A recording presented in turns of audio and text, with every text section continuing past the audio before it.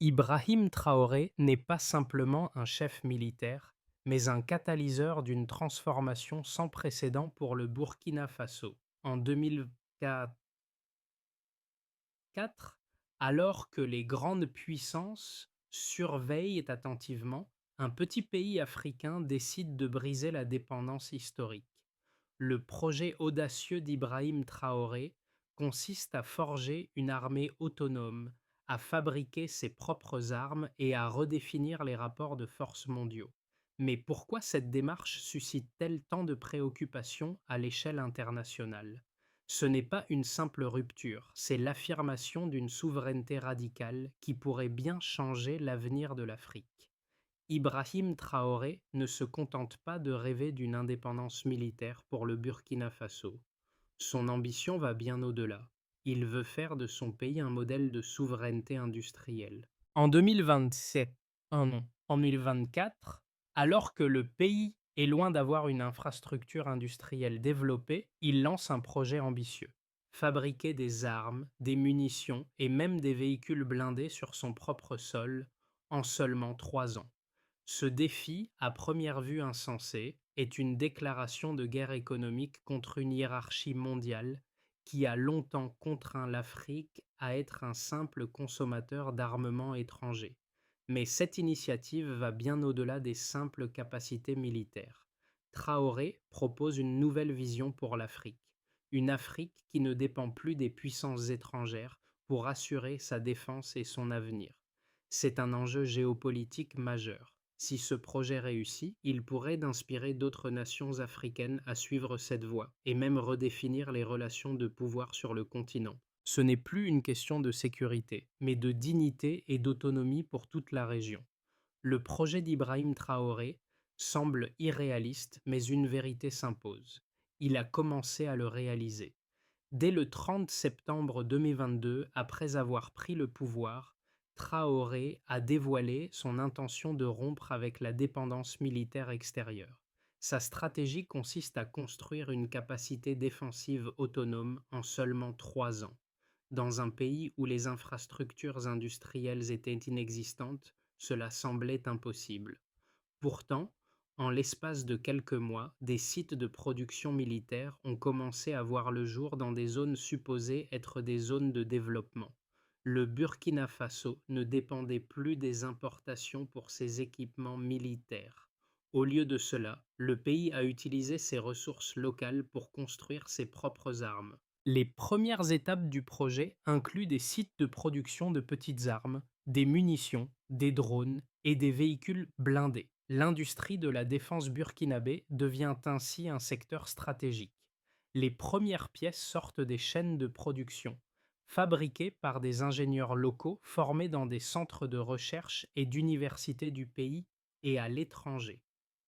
Ce modèle repose sur une approche inédite, l'intégration des compétences locales et la mise en place d'une économie circulaire qui ne dépend plus des puissances étrangères. Ibrahim Traoré a compris qu'il fallait d'abord investir dans les compétences locales avant de penser à l'autonomie. Mais la question reste, pourquoi l'Occident, qui a longtemps vu l'Afrique comme un marché pour ses armes, s'inquiète-t-il tant de cette transformation? La réponse réside dans le précédent que cela crée. Si ce modèle burkinabé réussit, il pourrait en inspirer d'autres à travers le continent, brisant ainsi le monopole de la production et du contrôle des armements. Ce projet remet en question l'ordre mondial de sécurité et ouvre un chapitre inédit pour l'Afrique.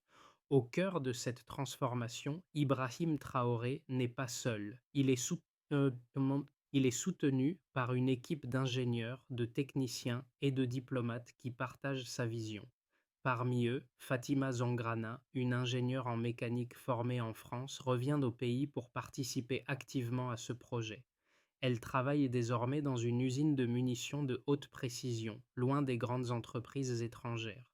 Avant, je servais des entreprises étrangères. Maintenant, je sers mon pays, dit-elle avec fierté. Cette jeune femme incarne le changement en cours, une nouvelle génération d'Africains qui refusent la dépendance et qui, à travers l'ingénierie et la production locale, redonne une dignité au travail industriel sur le continent. Fatima n'est pas seule. D'autres techniciens venus de pays voisins comme le Niger, le Ghana ou le Nigeria se joignent à l'effort. Ces ingénieurs, formés à l'étranger et revenus dans leur pays pour contribuer à cette révolution industrielle, sont les véritables moteurs du projet. Ils ont créé une dynamique de fierté et de compétence loin des discours politiques. Leur travail dans les ateliers burkinabés a été un levier pour renforcer l'indépendance économique du pays. Les premières répercussions de ce projet sont visibles. Non seulement le Burkina Faso développe une capacité militaire autonome, mais il génère également un grand nombre d'emplois dans la région. Les usines, bien que discrètes, sont devenues des moteurs de croissance, créant des opportunités pour des milliers de travailleurs et ouvrant des perspectives économiques à un pays longtemps privé d'une industrie locale. En seulement quelques mois, ce modèle burkinabé a commencé à transformer non seulement l'économie, mais aussi la vision que l'Afrique a de son propre avenir. Le 30 septembre 2022, Ibrahim Traoré prend les rênes du Burkina Faso et annonce une rupture radicale avec la politique extérieure. Son message est clair. Il veut un Burkina Faso autonome, non seulement politiquement, mais aussi industriellement. La décision de lancer la production d'armements sur le sol burkinabé marque un tournant dans l'histoire du pays. Ce n'est plus une question de dépendre des puissances étrangères pour sa sécurité, c'est l'affirmation d'une volonté d'indépendance totale. Les années précédentes, le Burkina Faso importait ses armes de pays comme la France ou la Russie, mais les retards de livraison et les embargos ont provoqué un sentiment de trahison parmi les forces armées. Les premières étapes de la transformation ont été discrètes. Ibrahim Traoré a mobilisé des ingénieurs et des techniciens locaux, souvent issus de la diaspora africaine, pour commencer à construire des installations de production. En 2020, plusieurs sites de fabrication ont été ouverts dans des zones officiellement désignées comme zones de développement, mais en réalité, elles étaient destinées à devenir des centres de production militaire. Des machines importées, souvent avec des étiquettes mensongères, ont été installées dans ces usines. Le processus a débuté par la production de petites armes, mais rapidement, les capacités de production se sont élargies pour inclure des munitions, des drones et même des véhicules blindés. En juillet 2023, le premier prototype de fusil fabriqué localement est sorti des chaînes de production. En parallèle, une nouvelle culture industrielle a émergé, des ouvriers burkinabés, soutenus par des experts étrangers, ont commencé à produire de manière indépendante avec des méthodes de fabrication de pointe. Mais ce projet n'a pas été sans obstacle. Les critiques, notamment de la communauté internationale, ont immédiatement surgi. L'un des arguments les plus répandus était que cette montée en puissance militaire fragiliserait la stabilité de la région, déjà marquée par des insurrections et des conflits. Mais pour Ibrahim Traoré, cette critique était infondée. Il affirmait que l'indépendance militaire était la clé de la stabilité.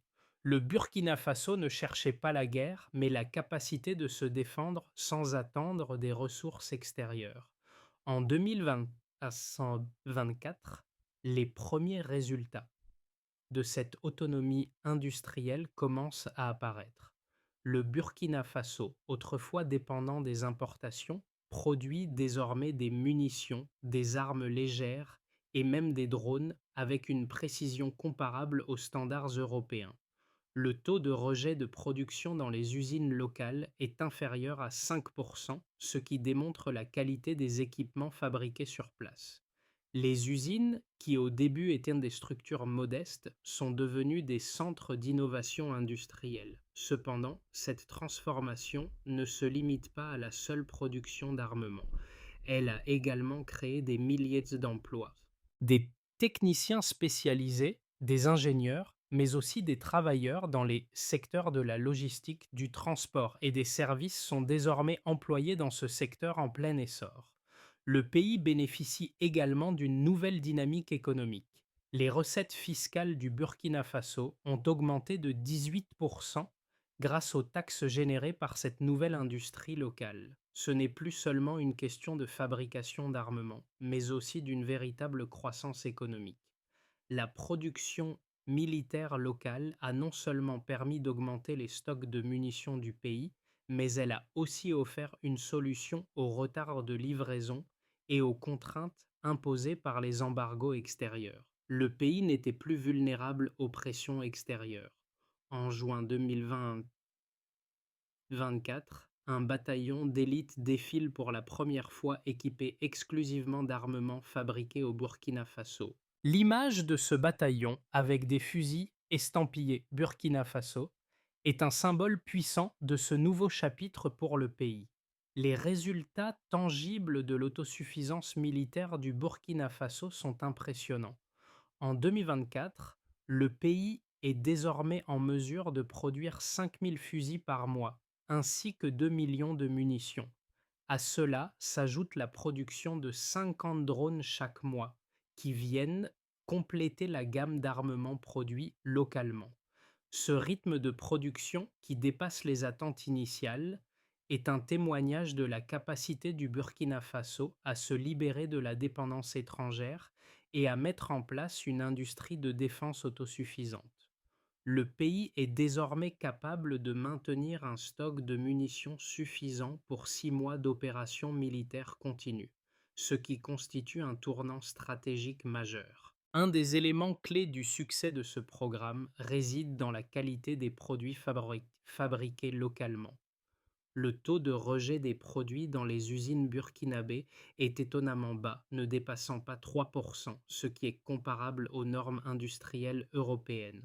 Cette précision dans la production est un signe de l'avancement technologique réalisé par les ingénieurs locaux. Chaque composant fabriqué localement respecte des standards stricts et les produits finis, qu'il s'agisse de munitions, de drones ou d'armements, sont désormais au même niveau que ceux produits par les plus grands fabricants mondiaux. Le contrôle qualité est rigoureux, avec des tests effectués sur chaque pièce avant sa sortie des usines. Les équipements de contrôle désormais fabriqués localement sont utilisés pour garantir que chaque fusil et chaque munition fabriquée respectent les critères de performance requis. Ces tests incluent des mesures de résistance, de pression et de précision. La production locale de ces armements est non seulement une réussite industrielle, mais elle est également un gage de fiabilité pour les forces armées burkinabées, qui peuvent désormais compter sur du matériel fabriqué sur place. En termes d'impact économique, l'industrie de la défense burkinabé a généré un nombre d'emplois impressionnant. Selon les statistiques du ministère de la Défense, près de 12 400 postes directs ont été créés dans le secteur militaire et plus de 45 000 emplois indirects ont émergé grâce à l'essor des services et de la logistique liés à cette nouvelle industrie. Les usines de production militaire ne sont pas seulement des lieux de fabrication, mais sont devenues des centres de croissance pour l'économie nationale. Cette évolution a également eu un impact sur le secteur financier. Les recettes fiscales du pays ont augmenté de 18%, principalement grâce aux taxes perçues sur les produits fabriqués localement. De plus, cette révolution industrielle a entraîné une hausse significative de l'investissement intérieur, avec un accroissement de 2,3 points dans l'investissement brut. Ce phénomène économique a renforcé la position du Burkina Faso, qui devient un acteur clé dans la région, tant sur le plan militaire qu'économique. L'autosuffisance du pays en matière de production d'armement a également permis de réduire les coûts liés à l'achat de matériel à l'étranger. En conséquence, une part significative du budget de défense a pu être réinvestie dans d'autres secteurs vitaux pour le pays, notamment la santé, l'éducation et les infrastructures.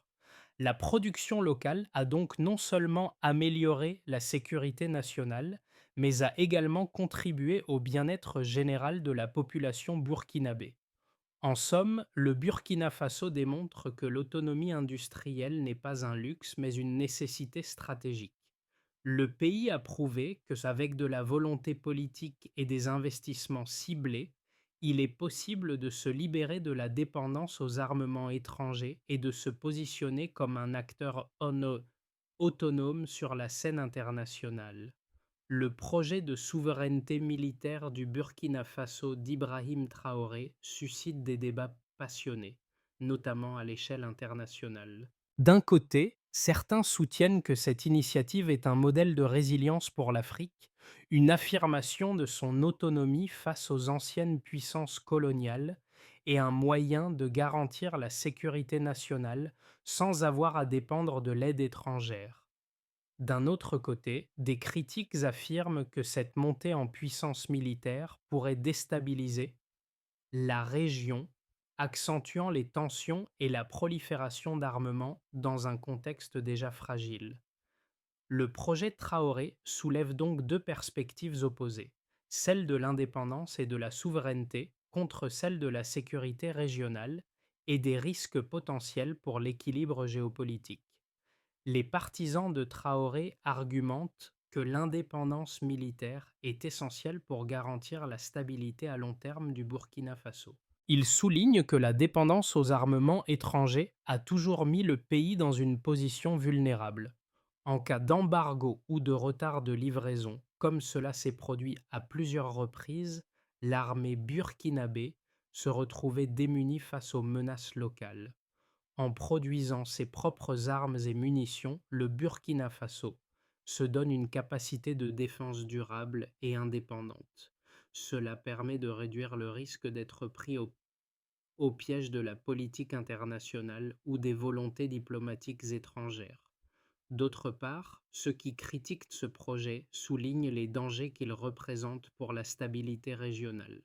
La production d'armements dans une région déjà en proie à des insurrections et des conflits pourrait aggraver les tensions. Les armes fabriquées localement pourraient être utilisées non seulement par les forces nationales, mais aussi être détournées ou entrer dans des circuits illicites. Cette prolifération d'armements, selon les détracteurs, pourrait alimenter des conflits régionaux et faire de la zone un foyer de violence. De plus, la construction d'une industrie militaire locale pourrait rendre difficile le contrôle de la chaîne de production, ouvrant la porte à des dérives comme l'exportation non régulée d'armements. Ainsi, bien que l'argument de l'autonomie nationale et de la souveraineté semble légitime, il existe une tension entre cette autonomie et les risques associés à la militarisation croissante d'un pays dans une région déjà instable. Le défi pour Ibrahim Traoré sera de naviguer ce carte entre ces deux perspectives, tout en s'assurant que son projet ne devienne pas une menace pour la stabilité régionale ou internationale. La transformation du Burkina Faso est bien plus qu'un simple projet militaire, c'est un changement de paradigme. Ibrahim Traoré, loin d'être un dirigeant isolé dans son discours, incarne une vision nouvelle pour l'Afrique. En 2024, la première image marquante de cette révolution est celle d'un bataillon d'élite défilant avec des équipements entièrement fabriqués localement. Cette démonstration ne fait pas seulement écho à une souveraineté retrouvée, elle est une déclaration de force. Le Burkina Faso a non seulement réussi à produire des armements de qualité, mais il a aussi prouvé au monde qu'il n'était plus un simple consommateur de matériel militaire. L'impact de ce moment dépasse la simple démonstration de puissance. C'est une affirmation que l'Afrique peut désormais décider de son propre destin sans l'autorisation de puissances extérieures. Ce défilé militaire, avec des soldats burkinabés portant des armes estampillées fabriquées au Burkina Faso, devient un symbole d'un nouveau type de fierté nationale. Mais au-delà de la fierté, ce geste fait aussi trembler les institutions internationales, qui commencent à reconsidérer la place de l'Afrique sur l'échiquier mondial. Les retombées de l'initiative d'Ibrahim Traoré ne se limitent pas à la sphère militaire. La production d'armement au Burkina Faso a des effets concrets sur plusieurs groupes clés, avec des répercussions tangibles sur l'économie, l'industrie et la société dans son ensemble. Pour les forces armées burkinabées, cette transformation leur permet de se libérer des contraintes imposées par des partenaires extérieurs. Avant, une panne de matériel ou un retard de livraison pouvait mettre en péril des opérations cruciales, mais désormais, les soldats peuvent compter sur des équipements produits localement, parfaitement adaptés à leurs besoins. Cette autonomie est non seulement une question de souveraineté, mais aussi de sécurité renforcée. Pour la population locale, les bénéfices sont encore plus visibles. L'essor de l'industrie de défense a permis la création de milliers d'emplois directs et d'indirects.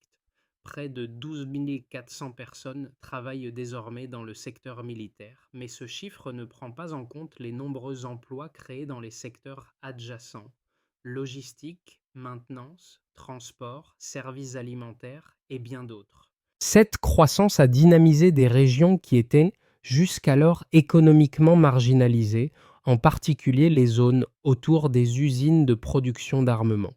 Des techniciens formés localement, comme ceux travaillant dans les ateliers de Ouagadougou et Ouagadougou, voient leurs compétences mises à l'épreuve et leur vie transformée par cette nouvelle industrie. Pour l'économie nationale, les chiffres parlent d'eux-mêmes.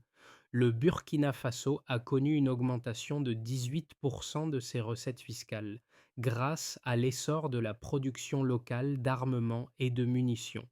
Cette augmentation des recettes permet au gouvernement d'investir davantage dans des secteurs essentiels tels que l'éducation, la santé et les infrastructures. En outre, l'autosuffisance en armement a permis au pays de rediriger une partie de son budget de défense vers des investissements productifs, renforçant ainsi l'autonomie financière du pays.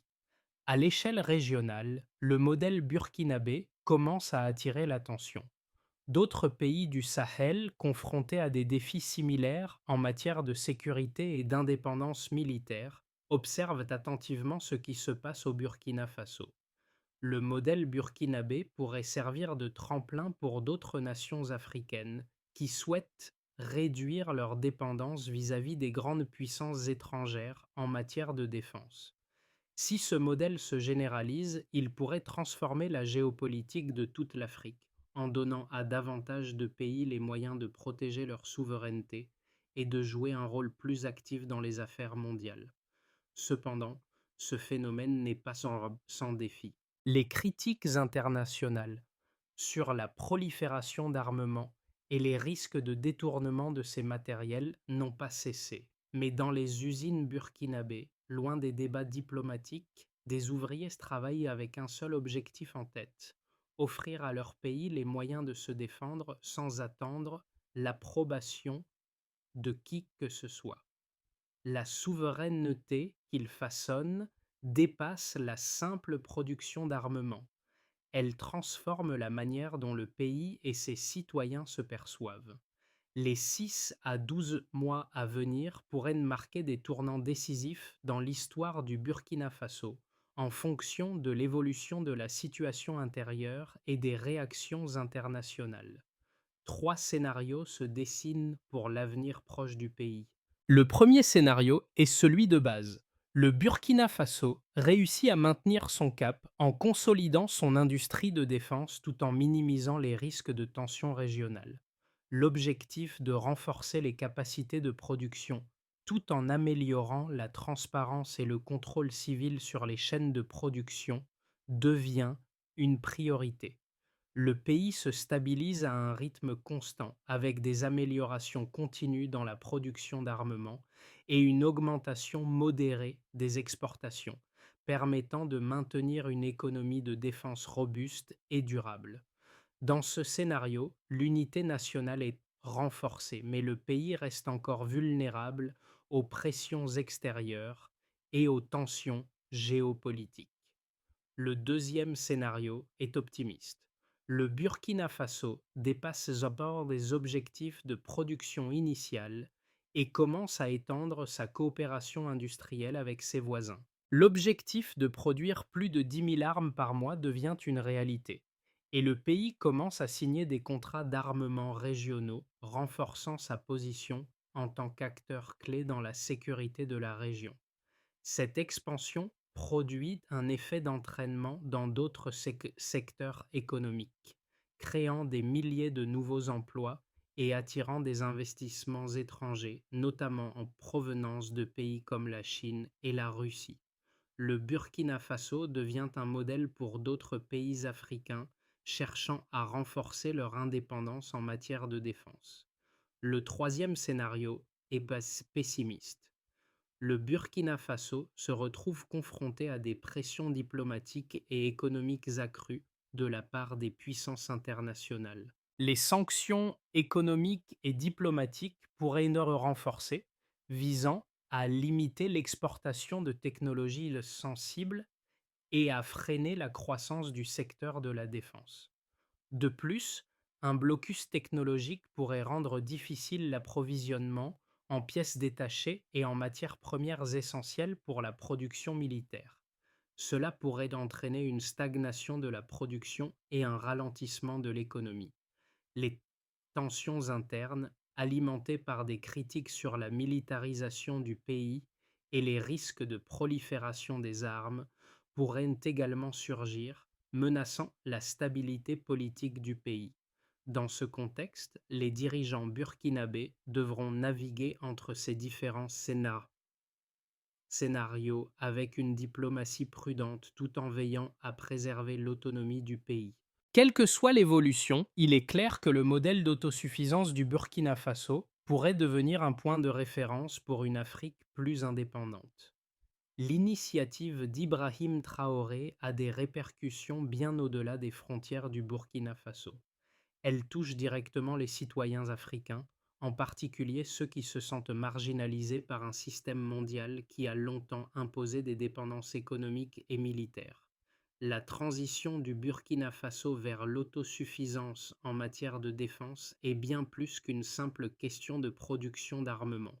Elle incarne un changement profond dans la manière dont les Africains se perçoivent et perçoivent leur avenir.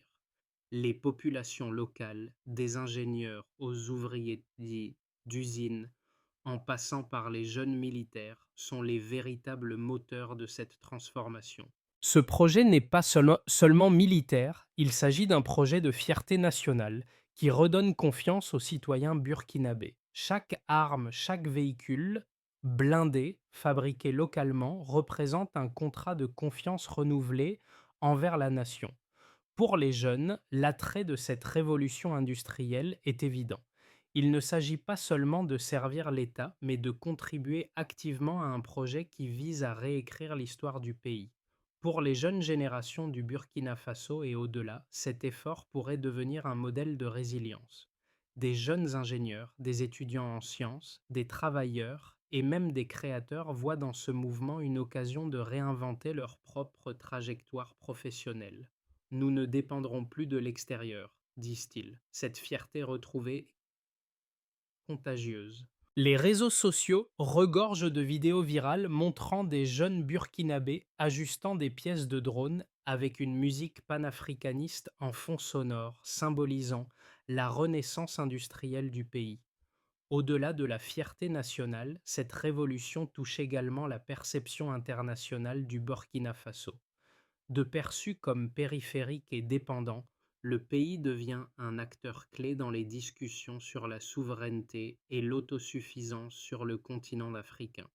Il incarne une vision nouvelle de l'Afrique, celle d'un continent qui cesse de demander la permission pour agir et décide enfin de prendre son destin en main. La route vers une véritable indépendance industrielle et militaire pour le Burkina Faso est encore longue, mais le pays a déjà franchi des étapes déterminantes. Ibrahim Traoré et son équipe doivent maintenant se concentrer sur la consolidation de l'industrie de défense et la pérennisation des gains réalisés. Pour ce faire, plusieurs étapes doivent être suivies de manière rigoureuse, avec une attention particulière portée à la transparence, à l'intégration des compétences locales et à l'expansion des capacités industrielles. La première étape consiste à à structurer la chaîne de production. Le Burkina Faso doit assurer la transparence et la traçabilité de tous les composants produits localement. Cela implique la mise en place de mécanismes de gouvernance solides pour superviser la production d'armements. Chaque site industriel devra recevoir une gouvernance mixte composée d'acteurs civils, militaires et indépendants. Et cette étape est cruciale pour éviter toute dérive et garantir que la production d'armements se fasse dans le respect des normes internationales. La deuxième étape vise à renforcer les compétences locales. Le développement de la chaîne de production ne peut se faire sans une formation continue des ingénieurs et techniciens locaux. Le gouvernement burkinabé a déjà mis en place des bourses pour envoyer des jeunes talents dans des universités spécialisées. À terme, l'objectif est de former 1000 techniciens supplémentaires d'ici 2025 pour soutenir cette révolution industrielle. L'accent sera mis sur la formation en métallurgie, en automatisation et en cybersécurité industrielle, afin de renforcer l'autonomie technologique du pays. La troisième étape concerne la diversification de la production. Au-delà des armements, le Burkina Faso doit diversifier sa production pour inclure des biens civils, tels que des pièces mécaniques, des équipements agricoles ou encore des composants électroniques. Cette diversification permettra non seulement de stabiliser l'économie nationale, mais aussi de créer un environnement industriel plus résilient. La défense ne doit pas être un secteur isolé, mais un moteur transversal de croissance économique. Le succès de cette stratégie dépendra de l'engagement constant du gouvernement et de la collaboration avec des partenaires internationaux qui respectent la souveraineté du pays.